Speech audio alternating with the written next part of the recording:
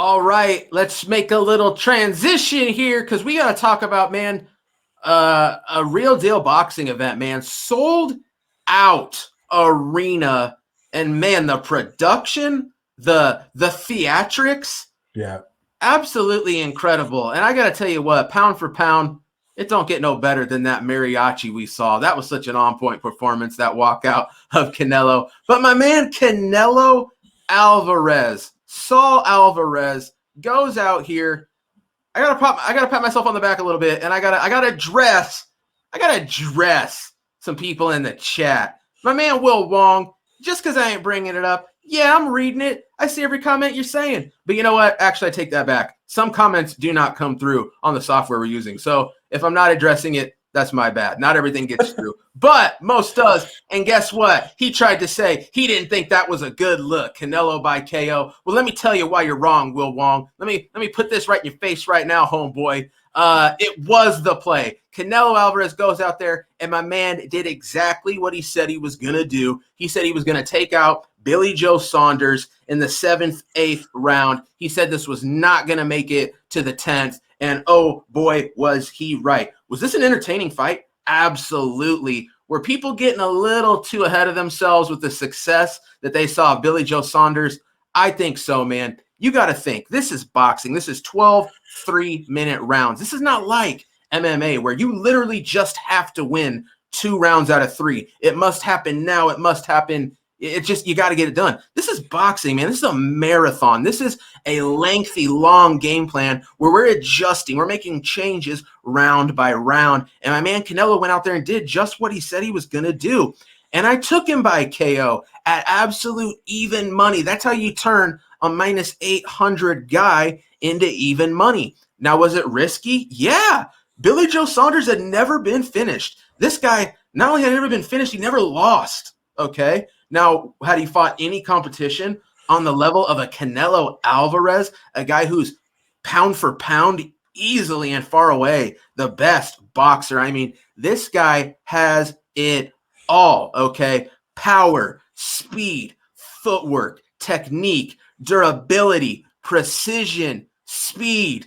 Can I say power again? This dude is the complete package, and he's probably the best boxer we've seen since Floyd Mayweather. But I'll be honest, I enjoy a Canelo Alvarez more than a Floyd Mayweather. Oh, yeah. Floyd Mayweather's a very defensive fighter. Floyd Mayweather went out there and won his fights because I'm going to hit you, and you can't hit me. And don't get me wrong, is that very strategically smart? It's the best.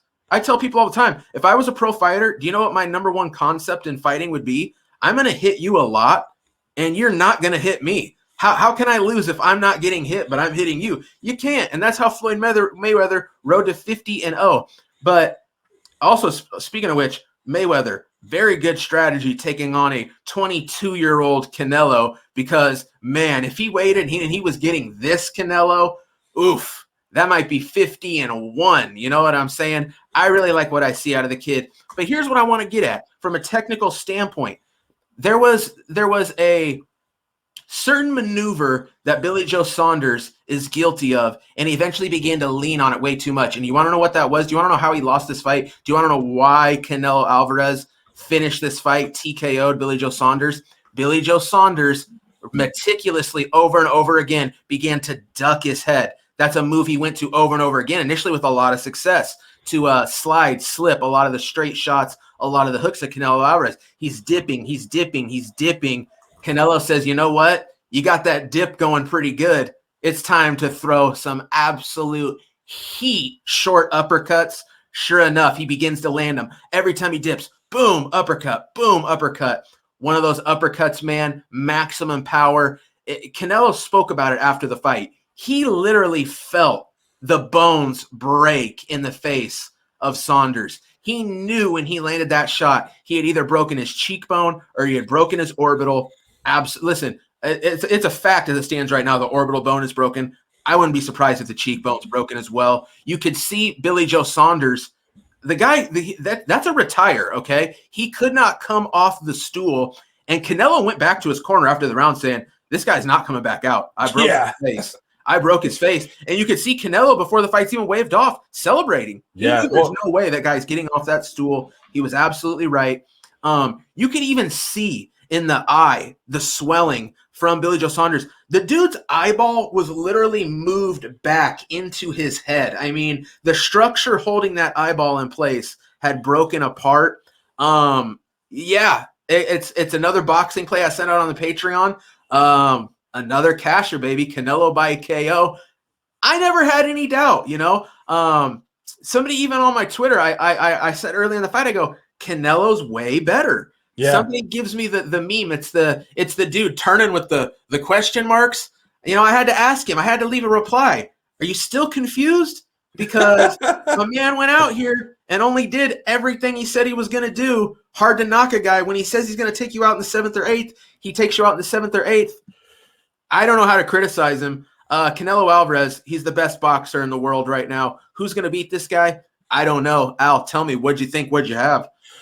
Oh, this is one of those ones where I even messaged, like we talked about it last week off camera after we were done the show. I was handicapping this fight. I thought Canelo was going to stop him. I even said on Thursday when they got into the spat, this fight was almost canceled because they got into the spat about the ring size. And I was just like, I haven't seen Canelo this pissed. I haven't seen him this pissed. I think he's going to knock him out. I messaged you earlier today, and I thought the fight goes the distance. No, was a solid bet. And then what did I do? I broke it down using the metrics, using the way that I break down fights. And I was like, no, the value is the steam has come in on Canelo to win inside the distance and fight goes the distance. No. So I figured the value is still on the fight to go the distance, and Canelo to win by decision was at like plus 160. And I was like, if I just lower my stake, not take a big of a shot, that it's probably a smarter, like a positive EV bet to take the decision. I took the decision. I took the fight goes the distance. Yes. And this is one of those fights that I talk about all the time. Ow. I had, as right as the fight started, seeing Saunders backing up in the first round with that clunky footwork, and I was like, man, this is not going to end well for me as a bettor. Like, Saunders' footwork it works for him. It's unorthodox. He has like a stance like an MMA fighter. It's so weird. Very wide. Yeah, I get, but overall, like, I don't know what he was thinking. You can't have your hands down. He was clowning with his hands down, putting his head out, and then he gets popped by a Canelo jab. And like, Canelo's so good that Canelo's the type of fighter that he can take rounds off because he dictates the pace of the fight. He sees everything that Saunders is throwing. And like, did Saunders throw some stuff that hurt Canelo? Sure. Did he throw anything that had any chance of ending the fight whatsoever? Absolutely not. And Saunders, it's just like I don't know what he's trying to do. He's not that footwork, man. He's got to work on his footwork. It's like if Vasyl Lomachenko drank like a 26er of vodka and maybe ate some mushrooms before the fight. Like, that's how Saunders' footwork is. It doesn't. And then like Sergio Morris, the guy calling the fight, he was just like, he said at one point that Saunders fights better with his hands down. That's legit, absolute nonsense. That guy doesn't know what he's talking about. DAZN is just like, DAZN he's stealing money for them from giving that type of analysis, because that was the stupidest thing I've almost ever heard. And yes, in the 6th round, Saunders did start to wake up. He was really landing some good shots, but Canelo, he was eating them. He came back. Saunders ended up making it a fight, but Canelo is a master. Like, he knows how to take, I wouldn't say take rounds off, but he knows how to conserve himself. He doesn't get into these firefights, right? And that's what Saunders was trying to draw him into, was a firefight, because Saunders has this very frustrating style where he's hittable. He's got a chin and then he clowns you. And then even when you hit him clean, he's still like, he's the type of fighter that you had to do something like that, knock him clean out or close his eyes up for him to get the fight to finish, because he's the type of guy that he'll smile at you until you knock him out, because he's a tough guy, but I feel like he's too tough for his own good, because that was I don't know. I honestly don't know at one point somebody said that they had the fight 4-3 Saunders. Like Oh, boxing is dude. just on the broadcast, man. Like I was like, excuse me? Okay. I guess Canelo better do what he says and finish this incredibly close fight. I mean, did Saunders have good moments? Yeah. Did he maybe win? I mean, I maybe saw a round for him, I thought. But from what I saw Canelo pretty much executing his game plan. I mean, did Saunders kind of like start dropping his hands and like almost showboating and appeared to gain some confidence? I guess, yeah, but I mean, I will say this. Have we ever seen a guy go from showboating to quitting on a stool quicker? Probably not. That dude went from, hey, I'm figuring this out in here. I'm touching this guy up now, right? To, no, that's good. We're done here. Sitting on the stool. Hey, serious injury, though. There was no freaking way that this dude was going to be able to go out there and continue to fight with a broken orbital. Oh yeah, I mean, the dude was going to lose an eye if he continued to go out there. Canelo was just going to touch that up.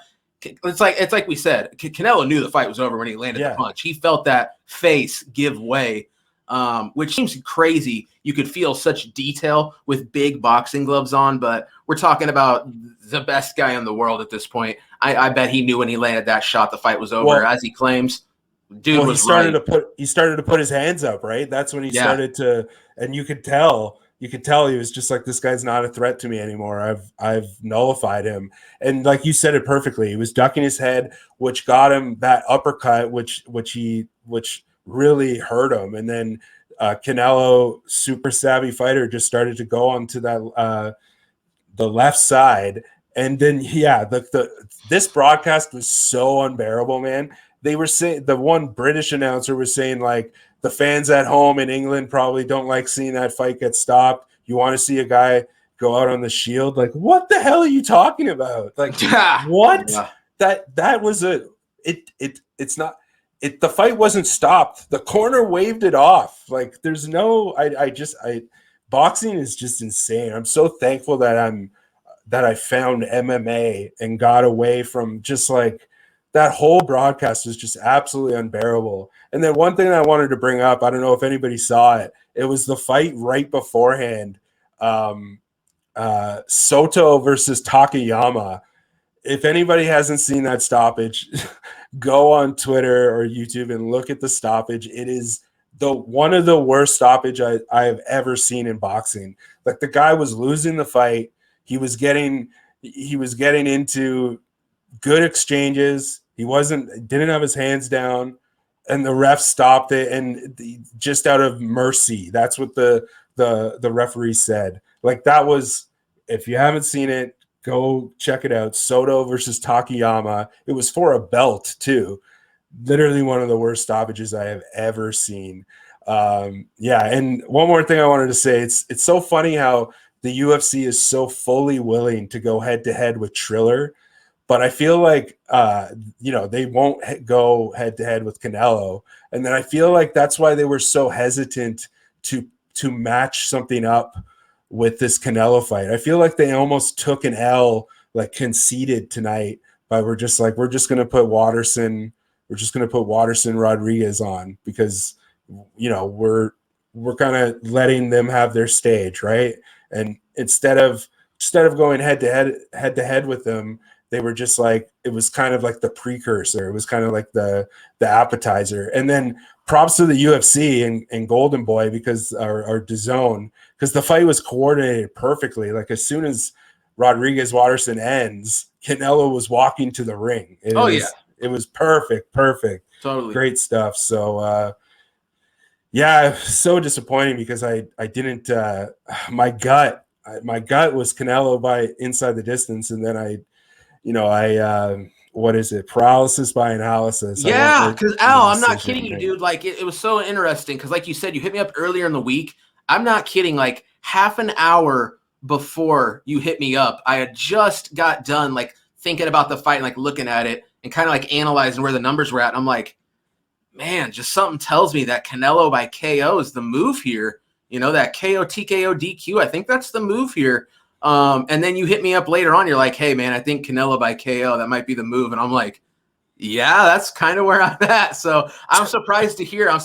You got moved off it. But hey, man, it happens. I've been there too. So.